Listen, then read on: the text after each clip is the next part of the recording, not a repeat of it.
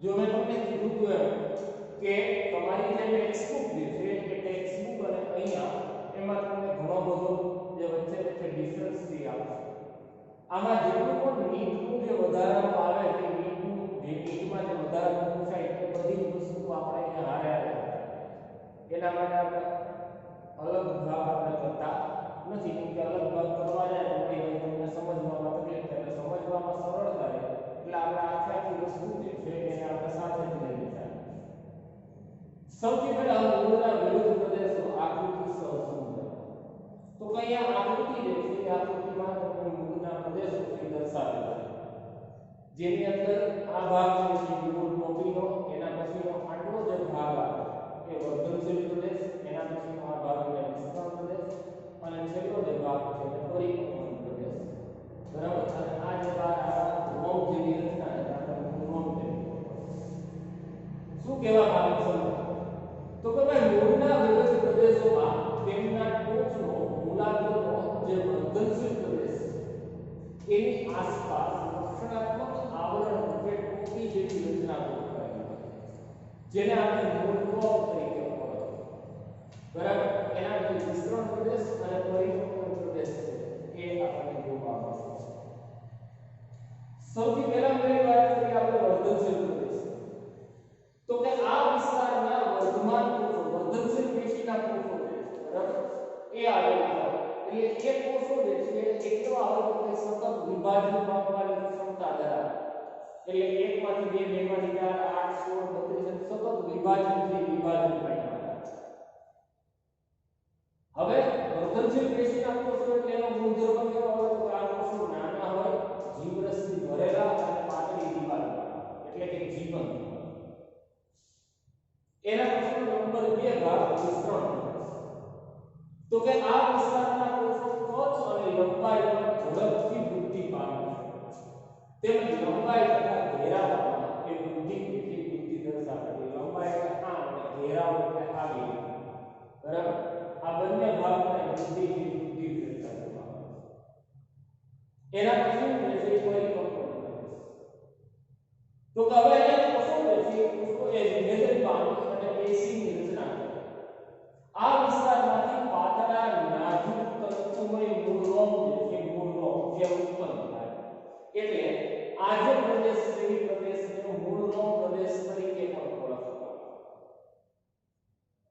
પછીના મૂળના સ્થાયી પ્રદેશમાંથી નાની શાખાઓ એ ઉત્પન્ન થતી જોવા મળે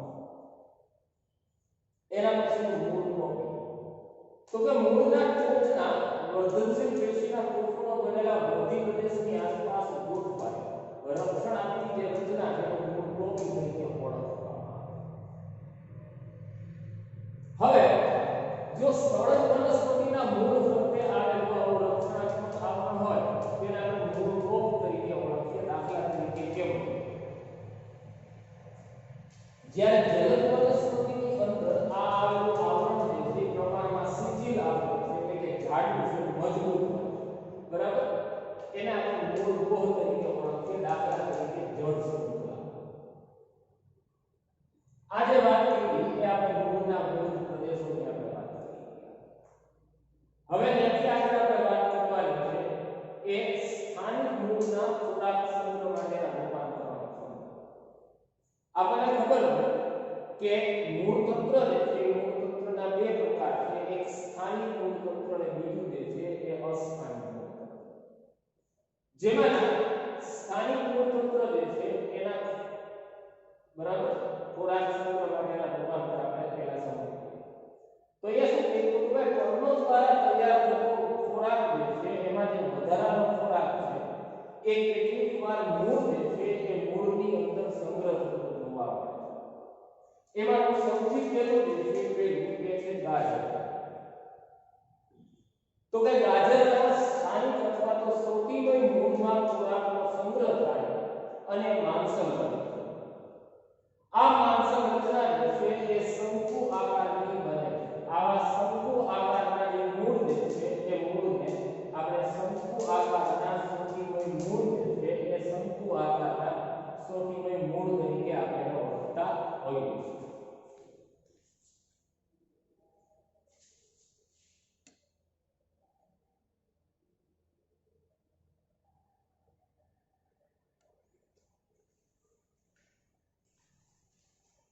એના પછી આપણે વાત કરીએ મૂળ.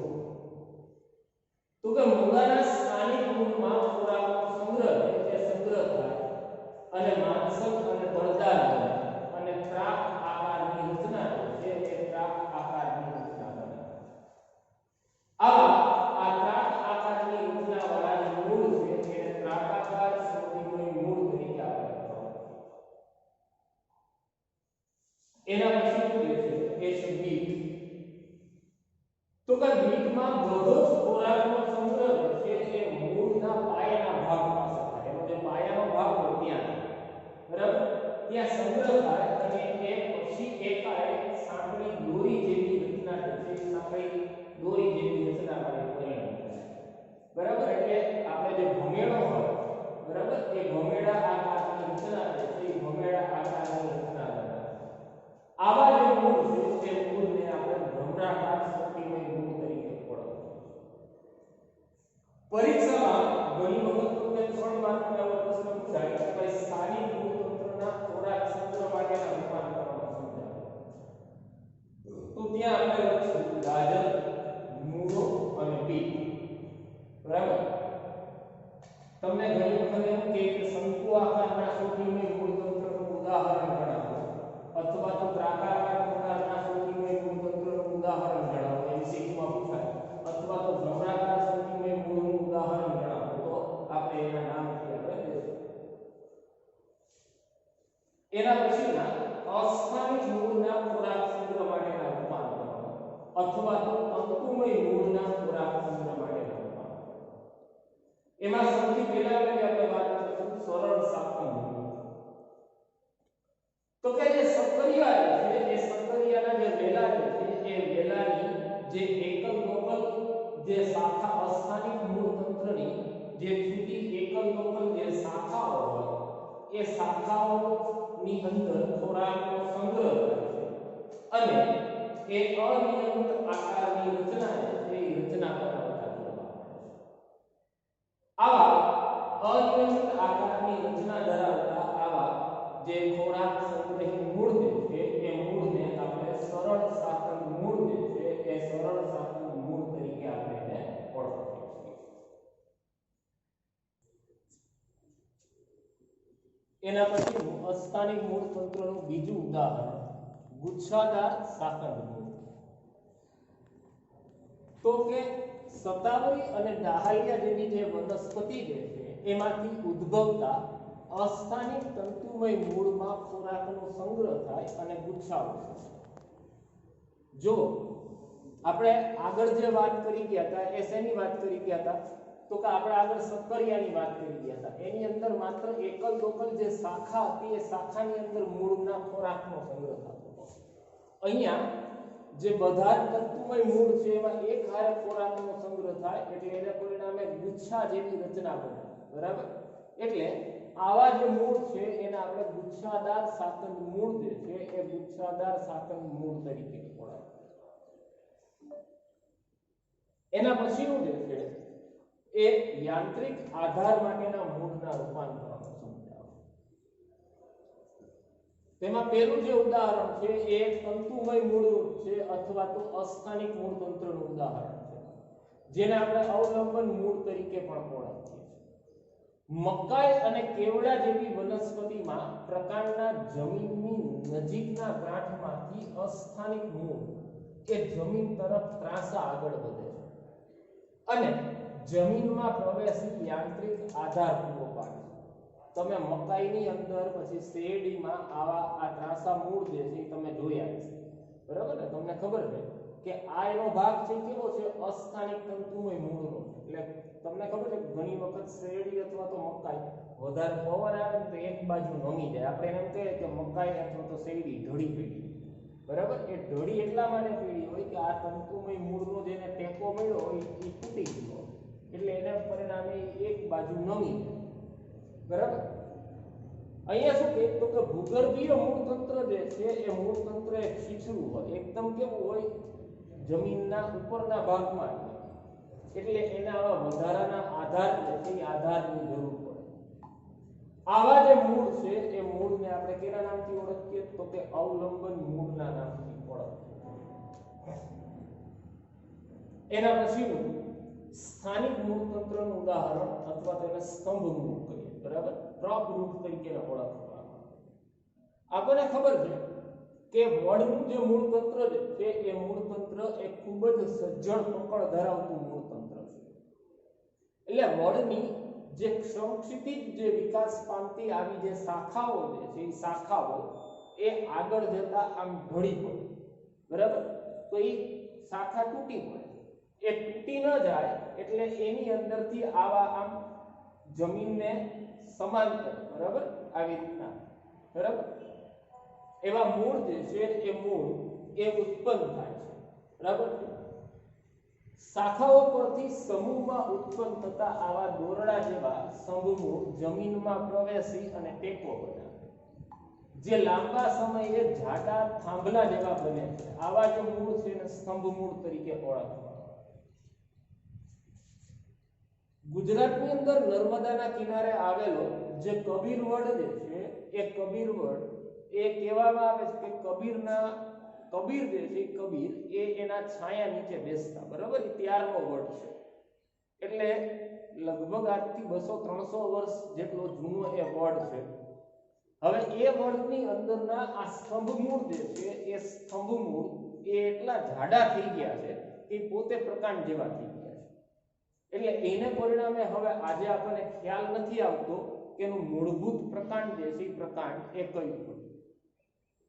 એવી જ રીતના કલકત્તાની બાજુમાં આવેલું જે ઇન્ડિયન બોટનિકલ ગાર્ડન છે સીબીપુર, એ સીબીપુરની અંદર આવેલો જે વડ જે છે વડ એ લગભગ 1.5 કિલોમીટરની ત્રિજ્યામાં ફેલાયેલો છે.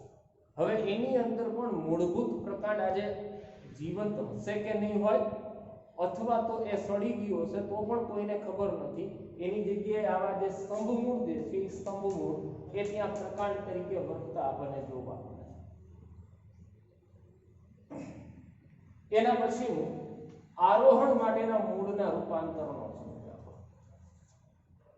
તો કે નબળા પ્રકાંડ ધરાવતી આરોહી લતાઓ તરીકે વિકાસ પામતી વનસ્પતિમાં આરોહણ માટેની રૂપાંતરિત રચનાઓ છે, એ રચનાઓ આવેલી આપણને જોવા મળતી.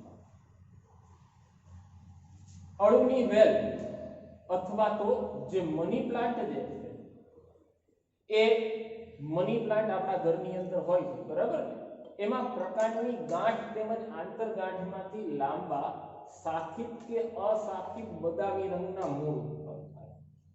આ મૂળને આરોહી મૂળ અથવા શ્લેષ્મી મૂળ કહે. એનો આ જે ભાગ હોય ને એ ભાગ તમે જોશો ને, તમે ઘરમાં તમારી પાસે મની પ્લાન્ટ હોય તો એના તમે મૂળ જોજો, એમાં આ જે ભાગ છે ને આ ભાગ વિશે ફૂલેલો હશે, બરાબર. અને એ ચીકણા પદાર્થનો સ્ત્રાવ કરે, જેને પરિણામે આધારની સાથે ચોંટી જાય અને સૂર્યપ્રકાશની દિશામાં આગળ વધે, એટલે કે આરોહણ જે છે આરોહણમાં મદદ કરે. એટલે આવા ચીકણા પદાર્થનો સ્ત્રાવ કરતો, એટલે કે શ્લેષ્મનો સ્ત્રાવ કરતા મૂળ છે. એટલે આવા જે મૂળ છે એને આપણે શ્લેષ્મી મૂળ તરીકે ઓળખીએ. એના પછી પ્રકાશ સંશ્લેષણ માટેના મૂળના રૂપાંતરણો સમજાવો. તો કે ગળો જે છે એ ગળો એ વળવેલ પ્રકારની ઝડપથી વૃદ્ધિ પામતી વનસ્પતિ છે.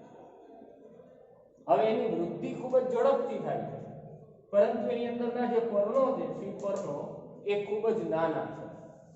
પર્ણો ખૂબ જ નાના અને ઓછા હોવાને પરિણામે એની વૃદ્ધિ પ્રમાણે જે ખોરાકની જરૂરિયાત છે એ ખોરાકની જરૂરિયાતને પહોંચી વળતા, એટલે એના પ્રકાંડ પરથી હવામાં લટકતા પાતળા લાંબા દોરી જેવા લીસા મૂળ ઉદ્ભવે.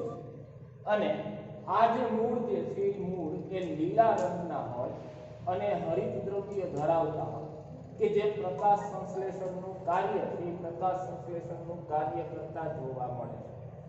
આવા જે મૂળ છે એ આવા મૂળને આપણે પરિપાચી મૂળ જે છે એ પરિપાચી મૂળ તરીકે આપણે એને ઓળખીએ, બરાબર. એને કેના તરીકે ઓળખવામાં આવે તો કે એને પરિપાચી મૂળ અથવા તો પ્રકાશ સંશ્લેષી મૂળ તરીકે આપણે એને ઓળખીએ.